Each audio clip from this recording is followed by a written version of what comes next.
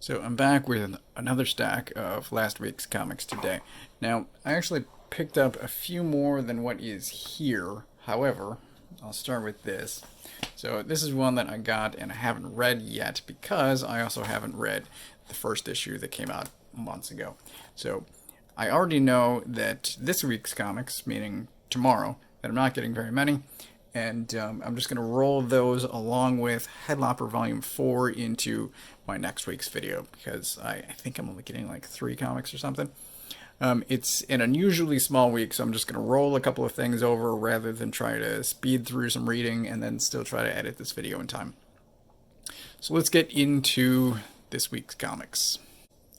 Robin 6, this is actually the start of the tournament that this whole series so far has been about. It's good. I think, I don't know. I have some ideas. I don't want to even potentially spoil anything, but I hope they surprise me. I hope this doesn't go the way that it seems to be going, but I guess we'll see. I'm enjoying it, and we'll see where it goes. Gun Honey number 1, I don't think there were any preview pages. I bought this based off of the description and possibly some of the quotes. There are some impressive sounding quotes on the covers of this book, and I don't think it lives up to the hype. It's solidly okay, but it's not something that I'm going to continue buying. There is this weird, somewhat fascination with boobs, like they seem to be everywhere in this book. The art's okay, the story is also just okay. It's not a series that I recommend getting, but somehow it's got a ton of hype behind it, and I don't understand. I don't know if maybe this cover is supposed to be an homage to that Spider-Man cover. I don't know. Last issue I was talking about how the cover was a complete lie, that nothing that was on the cover happens, and I guess that continues to be true here. It's a nice looking cover, it just isn't, it doesn't relate to the events of the issue. There's an explanation for why Freya looks the way she does, so she looks like this now. And Angela features prominently in here. It's a fun, I'm gonna say, yeah, I'll say it's a fun family story, but I don't know, art's just okay. I don't know, I don't know where this series is going.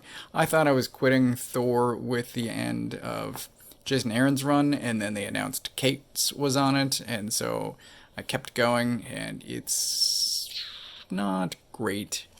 I mean, certainly no Aaron, but I don't know. I don't know how much longer I'm going to be going with Thor.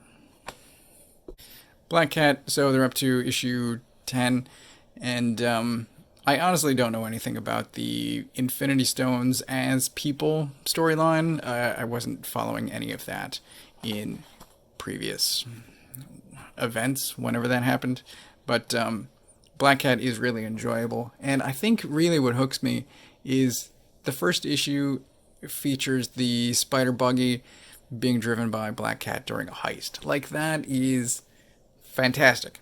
And the series as a whole has been great, and there's some really nice dialogue in here. Very entertaining stuff.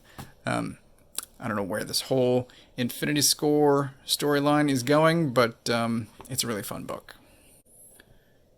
Die is a series that I was thinking about dropping from my pull list right when I learned that it was going to end, so I decided to stick it out, see where it was going, and I was still thinking, even as recently as last issue, that it wasn't going to end well, that I wasn't going to be satisfied with it based on pretty much the ending of The Wicked and the Divine. It started great, and then I lost interest along the way, and I wasn't that satisfied with the ending. But this is a great ending. I'm not sure if I recommend the series overall or not, but for a final issue, this does a fantastic job. I really enjoyed Hickman's House of X, Power of Tens. I thought both series were fantastic. but he lost me with X-Men. I just didn't think it was as good, and X of Swords I thought was terrible and way too long. So I wound up dropping X-Men, but when I learned Hickman was leaving, I decided to come back and see how he decided to end things, and this certainly seems like an ending. At least Moira's back and things are moving again. So at least for the next 3 issues, I'm interested. I'll see where it goes, where I guess it ends, but I don't know. So far, I'm back for now. Non-Stop Spider-Man number 5. So this is another surprise final issue. I'll show you this. So this talks about the book ending and then coming back as Savage Spider-Man, and so far I'm not sure whether or not I'll be back for that or not. I think it possibly depends on the art team, but I was kind of thinking / hoping that this wasn't really Zemo, that it was maybe Mysterio, Chameleon, something, but that didn't happen. So I guess Zemo just talks like a weirdo now. But I still really enjoyed this. I really like this new character. I think he's new. Wolf seems fantastic. BRZRKR issue 5. So it's been a while since, a little while, at least since issue 4. But we learned a lot in there. We learned a bit more here. This is sort of, I mean, it's backstory, but it's a long series of gut punches. It's good. I like the series overall. I'm signed up for the whole thing. I think I kickstarted this. I think. So I might be getting the hardcovers or the collected, whatever. I don't know. I'm enjoying it. It's a lot of fun. Recommended. Adventureman. I love this book.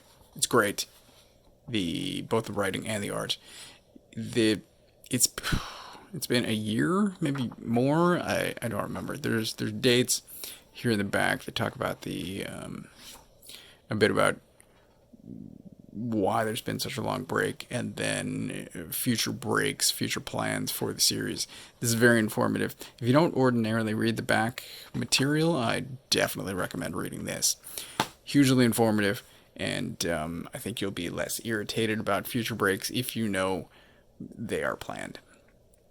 What's weird, though, is this is the end of the first arc, but they've already done an oversized hardcover collection of the first 4. So, like, what? Yeah, they talk about that in the back, too. And I guess it's just how they're going to roll. But, highly enjoyable series. Definitely recommended. Check it out if you haven't already. There is the oversized hardcover, like I said, is, I think, the ideal way to read this book, because the art deserves space to breathe. It's gorgeous. The Good Asian. Last issue ended shockingly. This issue addresses that eventually, but before that we get a lot of backstory. Most of this issue is backstory. The final few pages snap back to the present, and we see what our main character does as a result of that, and he at least has a plan, and then the last page happens, and the last page is brilliant. I love it. I also cursed when I read it, because I'm just like, ah! The series is great. Highly recommended. And I'm not going to spoil anything. So, I'm not going to talk about the events of this at all.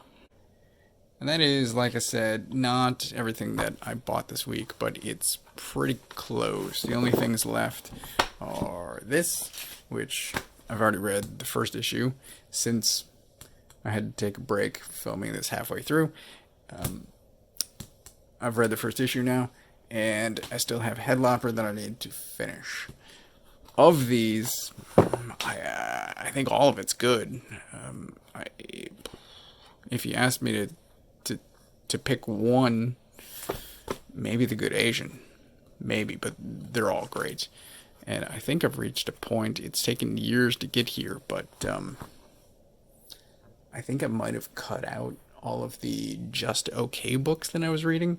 I dropped them or the series have ended, and I'm trying to avoid adding anything new to my pull list that's just okay. I'm trying to read like just the stuff that I enjoy the most, and my pull list is now highly enjoyable. So if you are not in that place, then I definitely recommend getting there. But if you need to find where a comic shop is, you can use this URL to find the one closest to you.